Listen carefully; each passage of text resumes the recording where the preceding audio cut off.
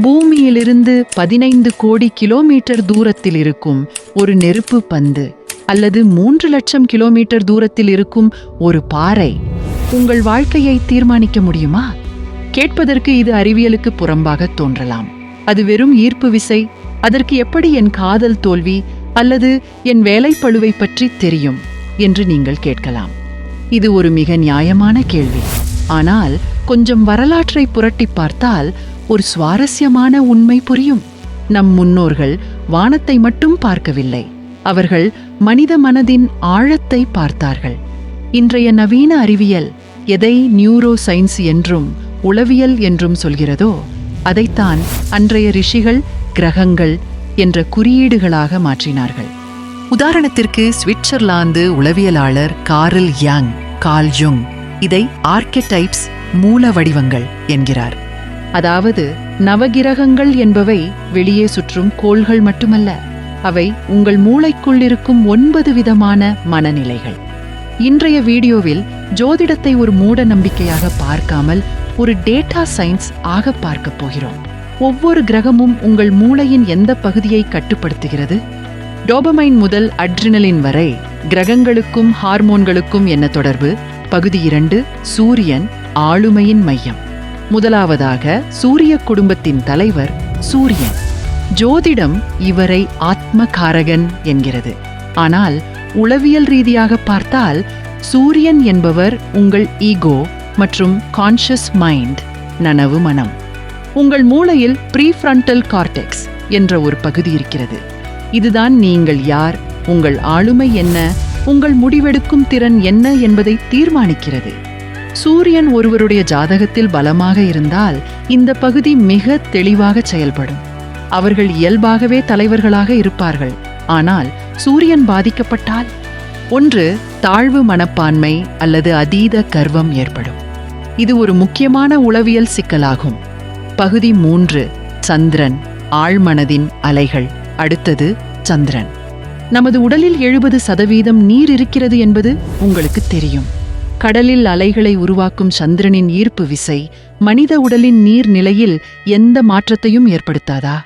அறிவியல் ரீதியாக இதை சர்க்கேடியன் ரிதம் அல்லது பயாலஜிக்கல் கிளாக், உயிரியல் கடிகாரம் என்று சொல்லலாம். சந்திரன் என்பது உங்கள் சப்கான்ஷியஸ் மைண்ட், ஆழ்மனம். உங்கள் மூளையில் லிம்பிக் சிஸ்டம் என்ற பகுதி உணர்ச்சிகளை கையாள்கிறது.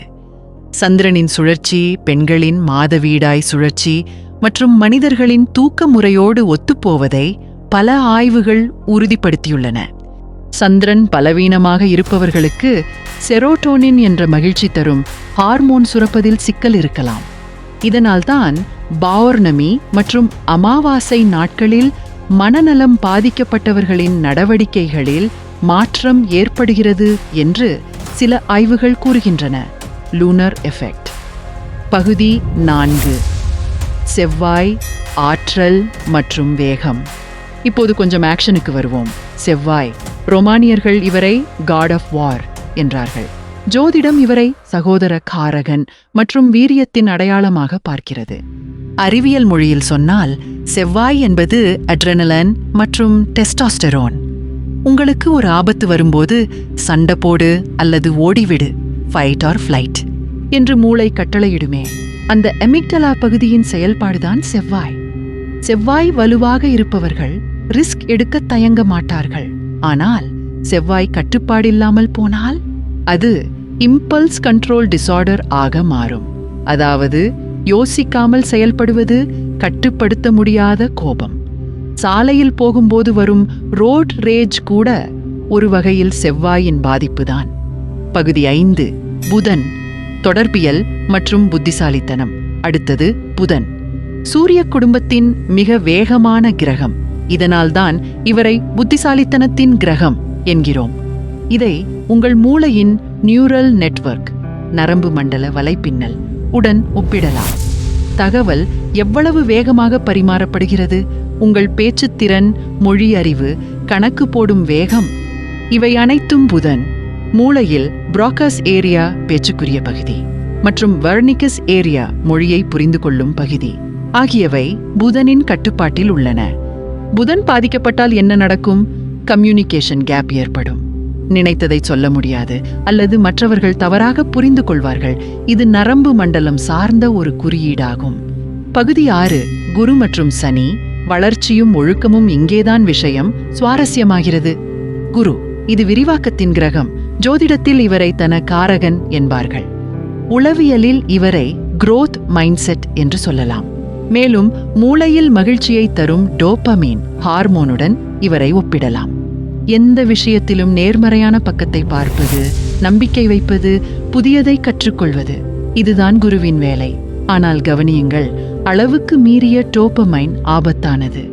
குரு கெட்டுப்போனால் அது அதீத தன்னம்பிக்கையாகவும் பேராசையாகவும் மாறிவிடும். சூதாட்டத்தில் பணத்தை இழப்பவர்கள் பெரும்பாலும் இந்த ஆப்டிமிசம் பயஸில் சிக்கியவர்களே. குருவுக்கு நேர் எதிர் சனி. இவரை கண்டுதான் எல்லோரும் பயப்படுகிறார்கள். ஆனால் உண்மையில் சனி ஒரு ஸ்ட்ரிக்ட் டீச்சர். பிரபலமான மார்ஷ்மேலோ டெஸ்ட் பற்றி கேள்விப்பட்டிருக்கிறீர்களா? குழந்தைகளிடம் ஒரு இனிப்பை கொடுத்து, இதை இப்போது சாப்பிடாமல் 10 நிமிடம் காத்திருந்தால் இன்னும் 2 தருவேன் என்று சொல்வார்கள். யார் காத்திருக்கிறார்களோ அவர்கள் எதிர்காலத்தில் வெற்றியடைவார்கள். இதுதான் சனியின் பாடம். டிலேட் கிராட்டிஃபிகேஷன், தாமதமான திருப்தி. சனி உங்கள் மூளையில் ஒழுக்கத்தையும் பொறுமையையும் சோதிக்கும் கார்டிசோல், மன அழுத்த ஹார்மோன் அளவை கட்டுப்படுத்துபவர். சனி தரும் கஷ்டங்கள் தண்டனை அல்ல, அவை ஒரு பயிற்சி. கஷ்டங்களை எதிர்கொள்ளும் போதுதான் மனிதன் பக்குவப்படுகிறான். பகுதி 7 ராகு மற்றும் கேது, நிழல் மாயைகள்.